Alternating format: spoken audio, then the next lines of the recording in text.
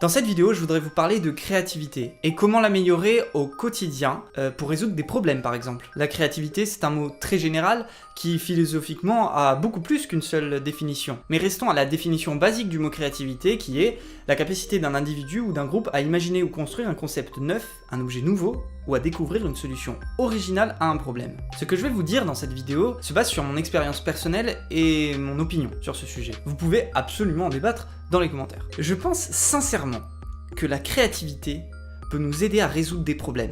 Et c'est très important de résoudre des problèmes. La vie est une succession de problèmes qu'on essaye de résoudre. Et le principal problème à résoudre dans notre société moderne, qui ne se soucie pas simplement de comment survivre, c'est comment être heureux. C'est le gros problème qui engendre tout plein de petits problèmes. Quand on passe un bon moment, c'est qu'on essaye de résoudre ce problème au maximum. Et on fait ça tout le temps. Et ça, c'est la vie. Mais c'est pas un problème. Enfin, si, du coup c'est un problème, mais... Et pour résoudre un problème grâce à la créativité, il faut la laisser vivre. Je pense que la plupart du temps, on bloque inconsciemment notre créativité. Donc dans un premier temps, nous allons voir comment ne pas la bloquer. Premièrement, la chose la plus évidente, c'est Facebook, Instagram, Twitter, etc. C'est le moyen le plus efficace qu'on a trouvé pour éviter les problèmes, mais pas pour les résoudre. Alors détachez-vous un peu de votre portable. Alors évidemment, c'est important de nourrir la créativité avec de l'information quelconque. Mais pour résoudre un problème de manière créative, sur le moment, on ne peut pas traîner sur Facebook. Il faut trouver un juste équilibre. Ça paraît tout con, mais si vous arrivez déjà à résoudre ça, c'est déjà pas mal. La deuxième méthode est plutôt simple dans le concept. Je sais pas si vous avez remarqué, mais juste avant de dormir, généralement on a plein d'idées originales. Et ça pour une simple raison. On ne fait rien. Ne rien faire permet d'éviter de bloquer la créativité, et donc de la faire venir naturellement. Dans une journée, on ne fait quasiment jamais rien. On fait toujours quelque chose. Même aux chiottes, vous jouez à Candy Crush, pareil. Je vous donne un exemple concret. Vous avez un problème avec votre lit, parce qu'il y a un pied plus court que l'autre, et chaque soir vous mettez des petits bouts de papier, des trucs qui traînent par-ci, par-là, etc. Et à chaque fois ça se casse la gueule, c'est un bordel à réparer, et vous faites ça pendant plusieurs mois, plusieurs semaines. Arrêtez tout, asseyez-vous, et ne faites rien. Juste regardez votre lit, comme ça, et ne faites rien. Et pensez à ce problème-là. Et vous verrez que, naturellement, on a des idées qui commencent à émerger comme ça. Et c'est le moment parfait de vous parler de la méditation.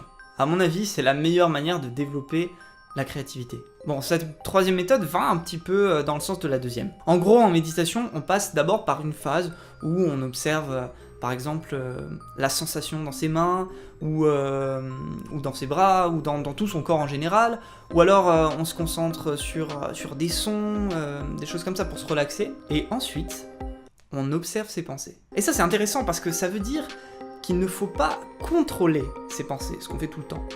Il faut les laisser dériver, comme ça. Il faut les observer et leur dire « Ok, je pense ça » et je les laisse dériver. Et ça, si vous arrivez à choper cette dérivée de pensée comme ça peut vous emmener très loin. Et vous pourriez réussir un peu à vous voir dans l'inconscient. Enfin, je sais pas comment expliquer, mais c'est très spécial. Et ça peut vous aider dans la recherche de créativité. Ces méthodes que j'ai annoncées précédemment, bon, c'est pour éviter de bloquer la créativité.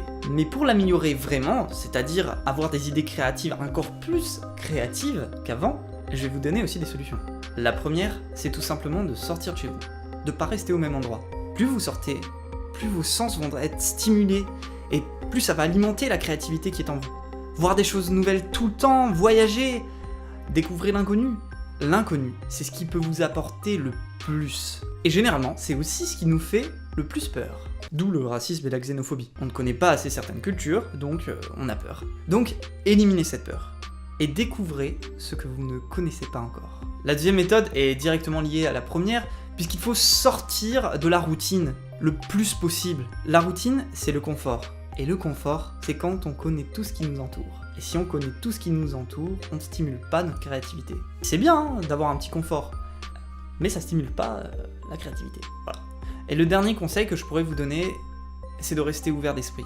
Soyez capable de changer d'avis, de prendre du recul sur les choses ou sur vous-même. Il y a une étude qui a été faite sur le lien entre le cannabis et la créativité. Car bon, c'est assez admis que, en général, les gens qui fument du cannabis sont plus créatifs. Mais en réalité, ils ont découvert que c'est pas parce qu'ils fument du cannabis qu'ils sont créatifs. C'est parce qu'ils sont plus ouverts d'esprit de base, et ça mène à deux conséquences. La première, vu qu'ils sont ouverts d'esprit, ils vont fumer du cannabis. Et la deuxième, ils sont créatifs. Mais c'est pas lié, les conséquences. Je sais pas si on comprend.